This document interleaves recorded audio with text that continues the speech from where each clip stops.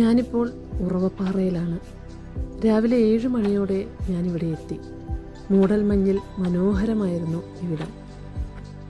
തൊടുപുഴയിൽ നിന്ന് മൂലമറ്റം റോഡിൽ 3 കിലോമീറ്റർ മാറിയാണ് ഉറവപ്പാറ ശ്രീ സുബ്രഹ്മണ്യസ്വാമി ക്ഷേത്രം. കേരളത്തിലെ പളനി എന്നും ഇവിടം അറിയപ്പെടുന്നു.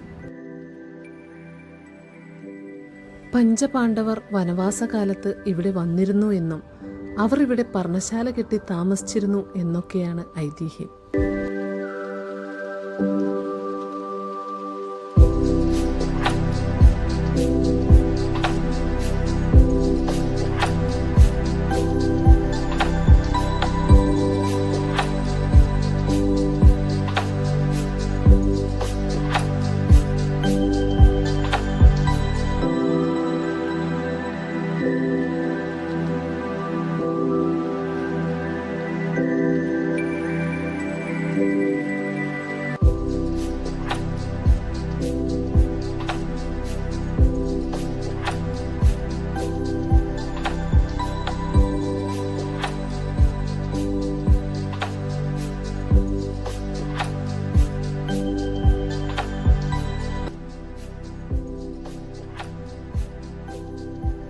ക്ഷേത്രത്തിന് പുറകുവശം കണ്ണെത്താ ദൂരത്തോളം പാറക്കെട്ടുകളാണ്.